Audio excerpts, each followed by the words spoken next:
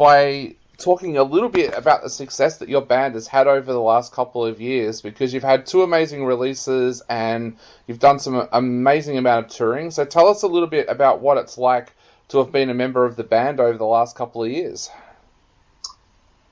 Well, it's been a bit of a roller coaster. So we're from Dunedin, and at the bottom of the South Island in New Zealand. So it's pretty isolated from everywhere else. So I guess we can play a few shows in Dunedin, but we have to kind of do quite a bit of travel in order to play shows anywhere else. So it's really nice to be able to play shows and have people come along, and it's been really fun in that respect. But it's also been kind of tough, like getting the recognition that we feel like we have deserved through like having successful live shows and like albums and stuff, because I feel like they kind of forget about people like down the bottom of the South Island in the middle of nowhere, which is understandable. But yeah, cool. So the 2 releases that you've had, they've both done so well. Was that a huge surprise for you guys? Like, not because of the body of work, because it's brilliant, but did it surprise you that it took off so quickly? Because so many bands don't have that luck straight off. Yeah, like 100%. It was completely a surprise. Like our first project, Lizard Tears, I just wrote some demos. I must have been, I was like 18 at the time, just writing demos in my room, and then we recorded them at a studio in Auckland. I got some mates to help me record, and then I don't know, we just released it, and there was some playlisting that we got put in on Spotify for some reason, and like a few blogs hit us up, and we got on a few blogs, and it was kind of just like that. And then we were able to just play a few live shows and get people there because they already knew the album somehow, and it was kind of random. It was just like, okay. Yeah. You also got to come to Australia recently. What was that like, coming across to Australia and playing shows in front of Aussie fans? It was cool. I don't really play. We've only played in Australia twice, so it was our second time there recently, and it was awesome. It was really fun. We actually we were getting on our flight connection from Sydney to Melbourne. We just played in Sydney, and our flight got delayed, and we barely made the gig. But we got on. We missed soundcheck completely, and I thought we were going to have to cancel the show. Then we just didn't, and I got on the flight like a couple of hours before our show was starting or whatever, like, and I was kind of like, oh my god, like, this is not going to work. And then we got into the airport. We pretty much had to be on in like 40 minutes, and didn't know, it was a self-booked show. I booked it, and we didn't really have anything sorted for it. We didn't have a team there or anything, so it was kind of just our opening acts that had arrived, played, and set up some stuff on stage, and we kind of just had to run straight in, set up our gear, and go on stage. And and the sound was like pretty tough for the first few songs, because we were kind of still sound checking. Yeah. And we were kind of like, I don't know, just weren't in the right mode to be playing. But that was at the Northcote Social Club, and it was cool. They treated us really well, but it was probably the most stressful gig I've played. Yeah. How did you find the Australian fans? Because I know a lot of people say Australian fans go very, very crazy at shows. So how did you find that? Yeah, and where was it? Sydney, I think. Sydney, they were pretty rowdy. Yep. They're pretty keen partiers, and Brisbane as well were pretty keen partiers. Yep. But no, the crowd in Melbourne was pretty tame. Okay. It was pretty nice. Yeah. So tell us a little bit about the brand new album. You guys have got the new album. So tell us a little bit about it and what people can expect to hear on this album. I guess it's just it was a product of about 6 months of writing I moved to Auckland. It was in my flat in Auckland, and I guess you could say I actually personally think the structures are more kind of mature and developed in a pop song kind of sensibility, I reckon. But the sounds that we kind of went with are a little bit more edgy and like brooding and like gritty. So it's kind of a weird concoction. Yeah, there is a real brooding sound to this album. Tell us a little bit about what kind of things were inspiring you when you were actually writing the lyrics for this album.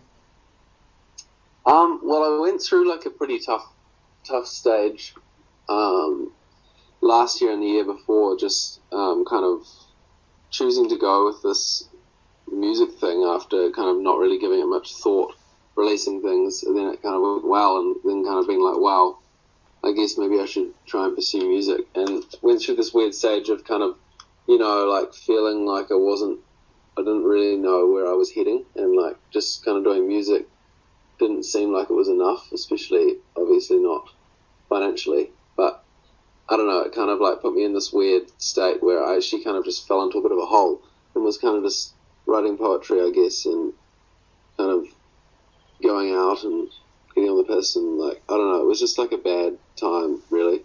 And I felt like I was in Dunedin for 2 years ago, then I moved up to Auckland, and both those years were kind of like just a weird time, and I kind of wrote a lot of pretty depressing lyrics, but I guess that came out on this album, it's funny to look back on now, I guess. Yeah. Did you find actually sitting down and writing music actually helped you get out of that slump? Because I know for myself, I find that sitting down and writing sometimes is the way that I let everything out, and I always feel a hell of a lot better afterwards. Is that something that you found? Yeah, definitely. It's like being able to play an instrument and being able to sing and feel good about music you write means that it's an awesome release for me, at least. Yeah. So when I've got that stuff building up, I can kind of write it down.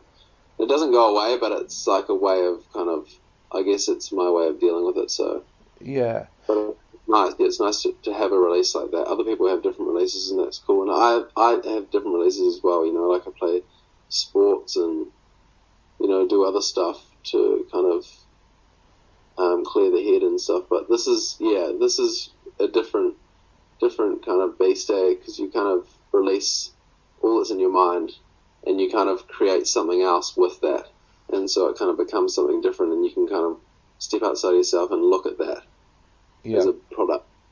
Yeah. You mentioned also there's a maturity on this album as well. Was that something that you guys were aware of when you were in the studio, or did it just kind of evolve naturally?